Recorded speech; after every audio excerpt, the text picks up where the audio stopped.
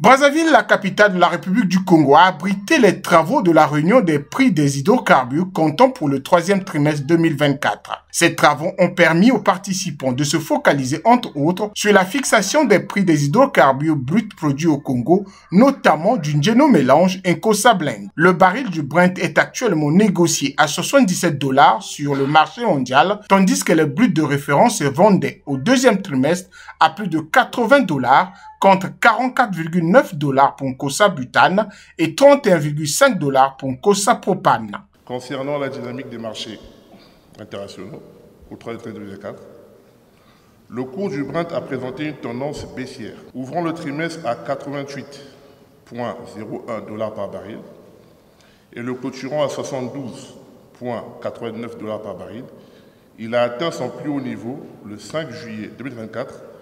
avec un baril de Brent daté à 89,095 $ par baril. La moyenne trimestrielle réalisée par le brut de référence a été de 80,34 $ par baril, soit une baisse de 4,63 $ par baril par rapport au deuxième trimestre 2024. Concernant le comportement des bruts congolais sur le marché international, nous constatons que tout le long du trimestre, les cargaisons des bruts congolais se sont échangées avec des différents ciels se situant entre moins 2,250 $ par baril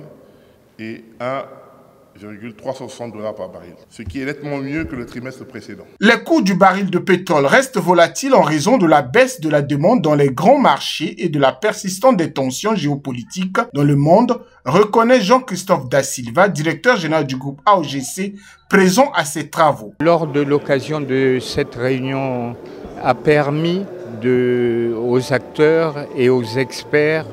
de constater les fluctuations et la mobilité des cours au cours du trimestre qui vient de s'écouler et de constater que les prix du Brent daté ont subi une baisse au cours de ce trimestre pour s'établir à une moyenne d'environ 74 $. L'objet est de pouvoir augmenter la production. Donc AOGC, en tant que société privée nationale, avec ses partenaires comme Petro-Congo et d'autres partenaires, opère